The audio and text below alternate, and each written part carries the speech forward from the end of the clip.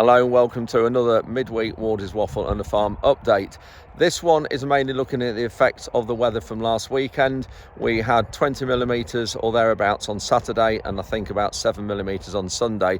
So we're going to look around one or two of the crops on the Sunday and looking at the effects that they had on the various fields and the crops that have been planted. Also later in this update we're looking at this winter wheat that we planted as well. That's really coming on and growing on well. Also we've got a car went in one of our hedges and absolutely flattened a big lot, and you'll see in a minute it's only just across here from where I'm stood. Also looking at sugar beet loading, we're getting ready for that going in the factory, but most of that you'll see the update on Sunday will be involved looking at the sugar beet going into the factory, because we're doing that in quite a unique way.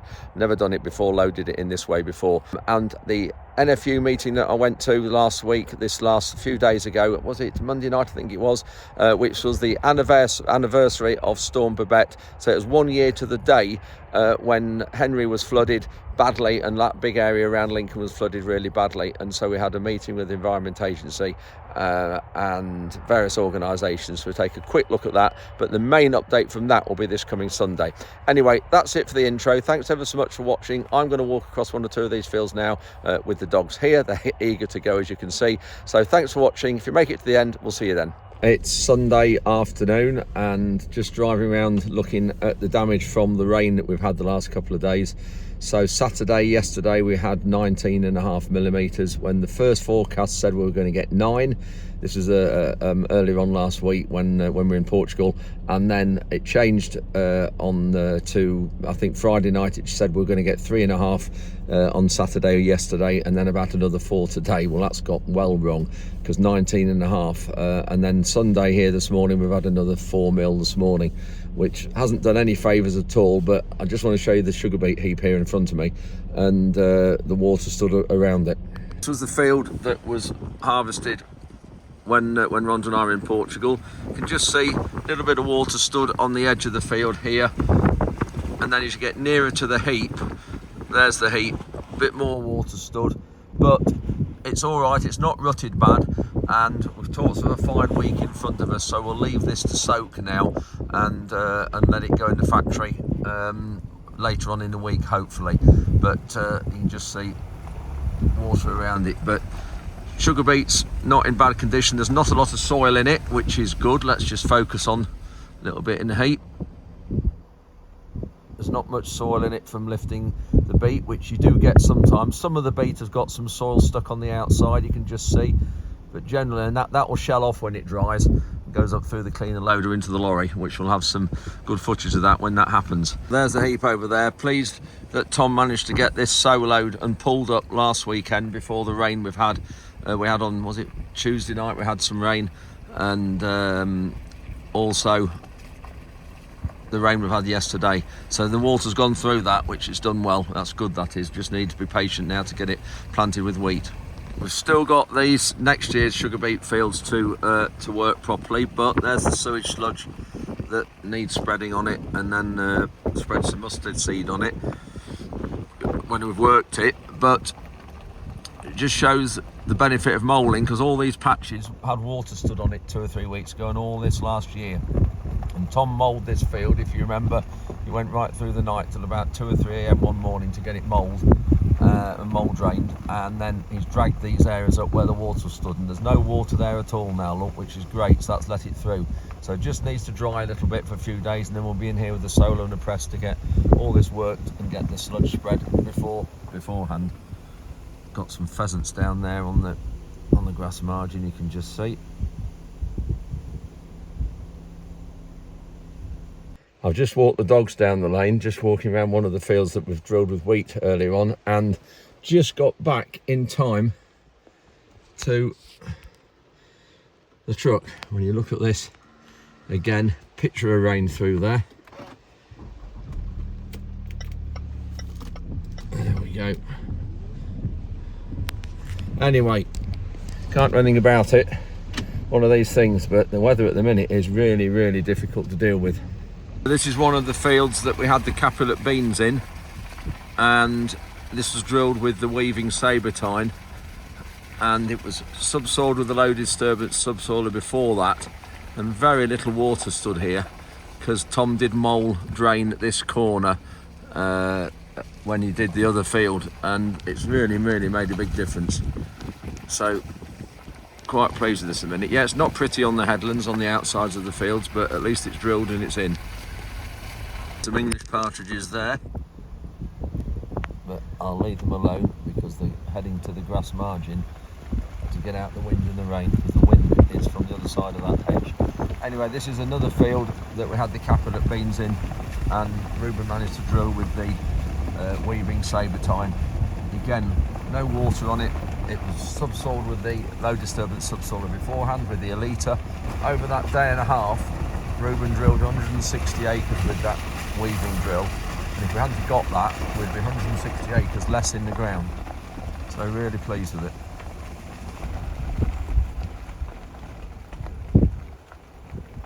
And then this is the field that Tom managed to drill with the free flow drill, and it's one of the fields that we had, one of the fields that we did with the Vardestad top down. If you remember, we had the top down cultivator on demo and did 2 or 3 fields with it, and that's one of them. And must admit, it wasn't done hugely deep. Probably, I don't know how deep the legs were, maybe 6 inches, and but when you look at it, there's no water stood on it, so I'm really pleased with that as well. Looks really good. So all in all, I'm not too unhappy with how we are, or the situations in, considering the weather we've had. And this is the other field of sugar beet. We've got all the heap of beet lifted. Had 2 fields, a 27 acre and a 29 acre. A little bit of water on the headland there, but again, it's only because it's just stopped raining. It'll soak through and it'll be fine in a few days if we get a few days dry weather. Tom soloed that, but looking good. It's rough, which is fine because it'll stand the rain, but no water stood on it, which is great. Just got back in the house in time. Look at this.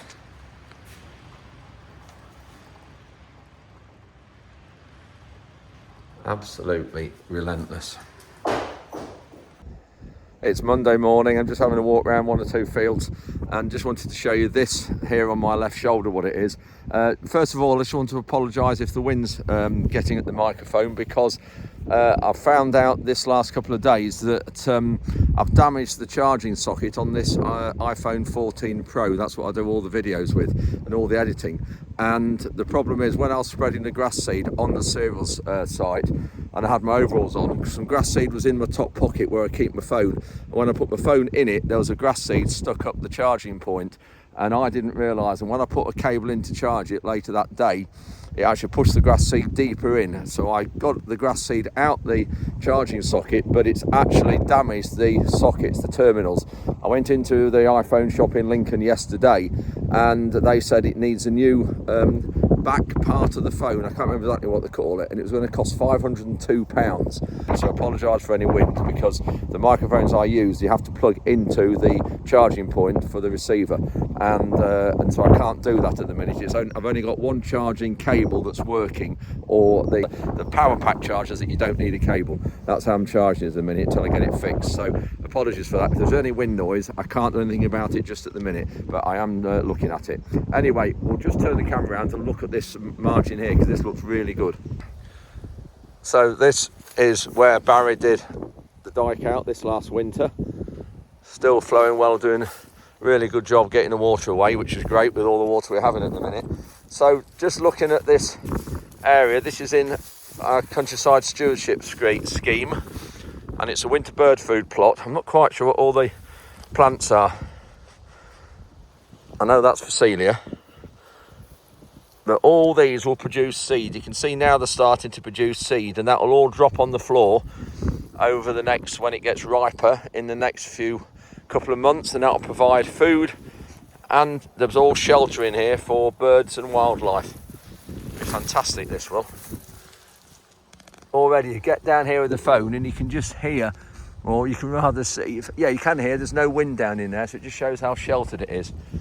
And this is at the end of one of the sugar beet fields. In fact, the last sugar beet field we've got on the Heavy Land farm.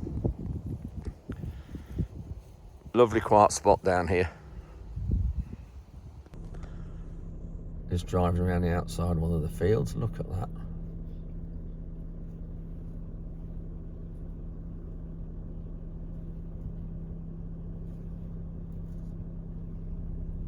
So it's Monday evening. I'm at Ryan's Home College on the edge of Bishop Burton, or which is part of Bishop Burton College actually, near the Lincolnshire Showground. And you can see a lot of people in the room here.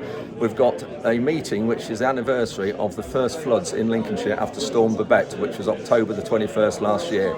So we've got a meeting here with the Environment Agency, with ADA, which is a drainage organisation. Can't quite remember what ADA stands for, with the Lincolnshire County Council and NFU, and there's about 40 farmers here affected. I'm not going to record during the meeting, but I will give a resume afterwards. So looking forward to this, and we just need to keep holding the EA's feet to the fire on this and just find out why they are not doing any maintenance. So it's Tuesday lunchtime.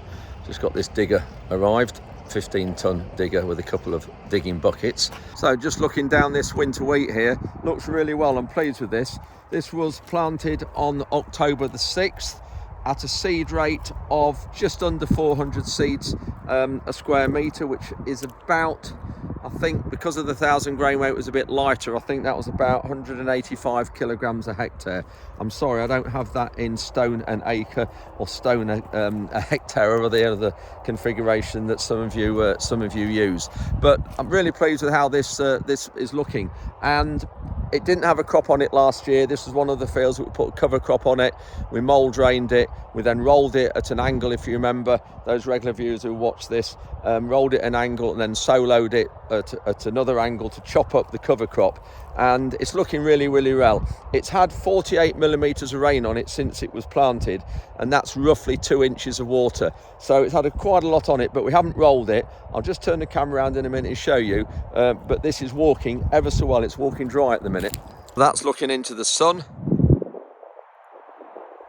Looking down at the plants, if I can get a shot down there low.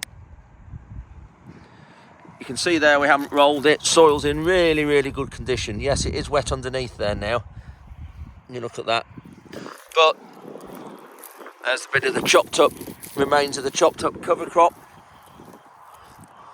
But pleased with how this is looking at the moment. It's a variety called Oxford, which is a feed wheat variety, standard feed variety. So because it's looking well now, it's always a good sign. It sets it up well for yielding well next harvest. Obviously there's a long, long way to go yet.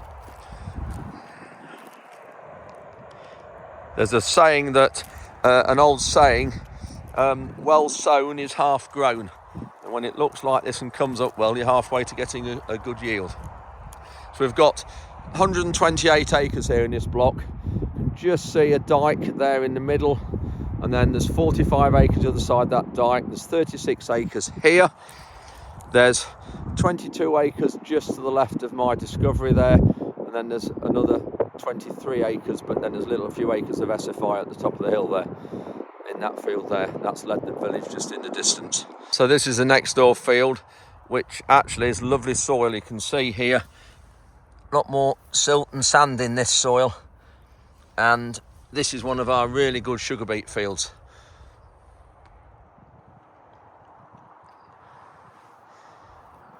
Germination's been really good here. So I was just talking about that accident earlier on at the start of this update.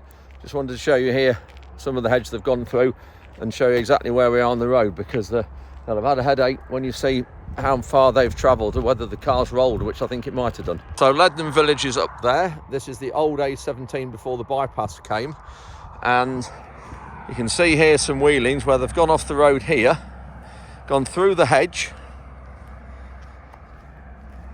just there, and it's a great, well, it was really good hedge here, you can see. So we're going to have to pull all that up and replant that.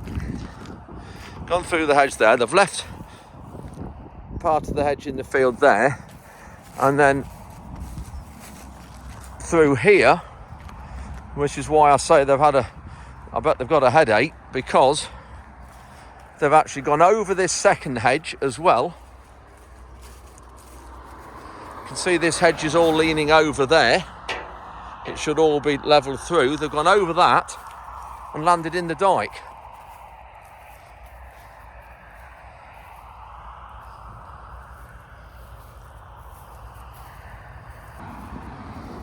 But you can see now, through that hedge, into the field, over this hedge and landed here. It happened Friday or Saturday night, but no one seems to know anything about it. So this is in one of the sugar beet fields that we lifted last week ago, whenever it was, when Ron and I were in Portugal. Tom's got a good lot of it soloed, apart from a little area where the sugar beet stood on. And I said at the start of this update, we're going to be loading sugar beet in an unusual way. We've never done it before. It's with a 360-degree excavator, because it is still very wet, as you can see the water here around the heap. And to get a loading shovel here, or our Manitou, would make a real mess here. So we're just going to try this for the first time. Barry's coming in the morning, and we're just going to see whether it'll work or not. I think it will, but it will be slower than a loading shovel. But hopefully we won't make anywhere near the amount of mess around the heap. So it is still, you can see, very sticky around here, but I think if we can get a drag through here, once we get this sugar beet out the way, it will soon dry if we don't get some more rain. Anyway, what we've done, Barry came yesterday when the digger arrived. We've actually put the bucket on the other way round to what it should be. You can see there, normally the bucket is pulling towards the machine, not away from it. But here, we've got to keep going that way with the heat, which we'll show you in the update on Sunday. So, all ready here for 6 AM start tomorrow morning, Thursday morning. So for those of you who didn't see Sunday's update and are just wondering why have we got sugar beet tipped on the field here and not on our concrete storage areas, it's because we've got tarmac planings on the concrete areas from when the A17 was resurfaced just across here next door. And I haven't found anybody to put the planings out on these farm tracks until very recently. So we're going to get those done this time next, by this time next year they'll all be done. So before the cereals event, which we're going to be really busy with, but so probably May time, we will be putting all the planings out, so all the concretes will be empty for next year. But we have got one concrete down here where there is a sugar beet field still, with sugar beet still in the ground. The concrete is clear because that's where some bales are on, but Paul's and Ryan have taken those all, so they're all gone, so it's all clear now. So that's why we've got sugar beet tipped on the field, which I don't like, I must admit. We've got the sugar beet heap over there, just walking on the field that Tom has soloed, the part of the field, and I must admit it stood the rain really, really well, that rain we had last weekend. It is wet underneath, bound to be wet underneath, but it has stood it really well. So just wondering how long to leave this before we try and get on this, because at the minute my boots are coming off quite clean. Just wondering what we do to this, how we work it, how long we leave it.